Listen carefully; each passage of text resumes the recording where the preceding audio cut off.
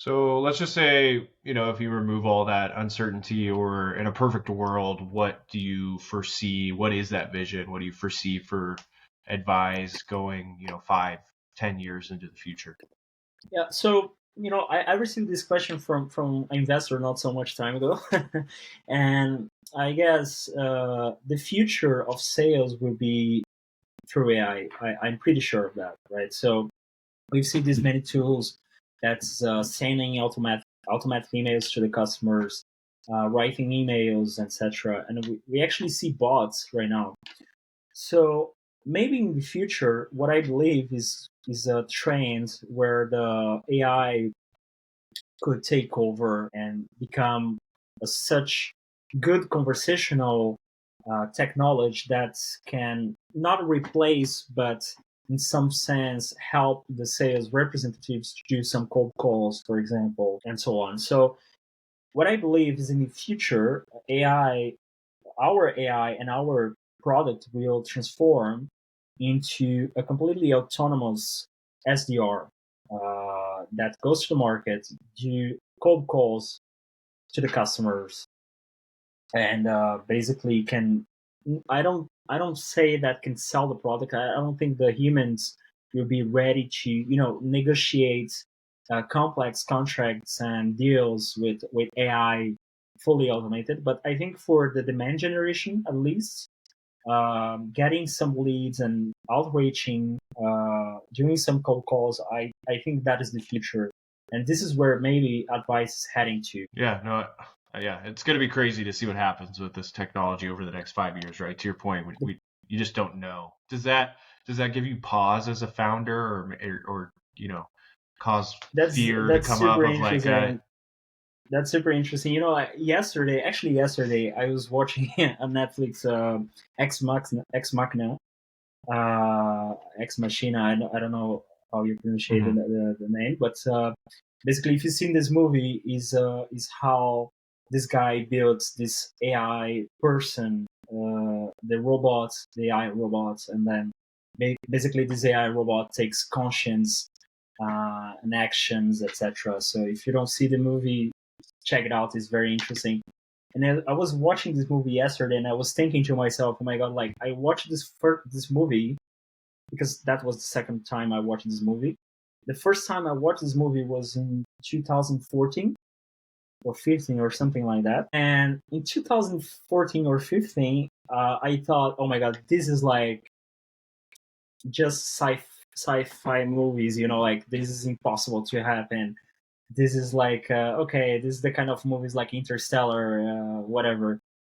And yesterday I was watching this movie and I was thinking, whoa, we are actually almost there. And we are talking about 2015 to 2000, right? So it's almost 10 years difference. And 10 years ago, I was thinking this is impossible to happen. Like, I'm not going to be even alive when AI robots is actually taking life or creating conscience. But now we have all this AI technology, all this conversational AI.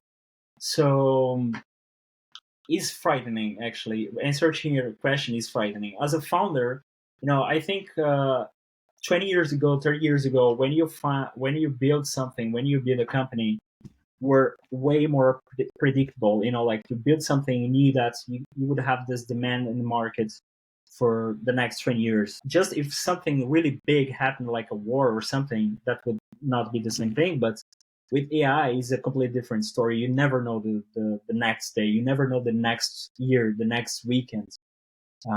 And this is actually something that is frightening, Yeah.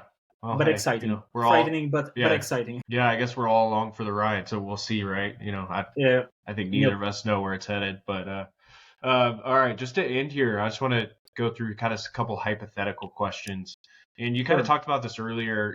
Not focusing on the money, but I think, and maybe I can ask you. I don't. Is an acquisition your long term plan for Advise, or is this something if Definitely. everything works out? Okay. So Definitely. this question is kind of in line with that. Let's just say hypothetically you sell Advise, and after taxes, after everything, you're left with 10 million US dollars in your bank account. How are you spending or investing that money if that were to happen?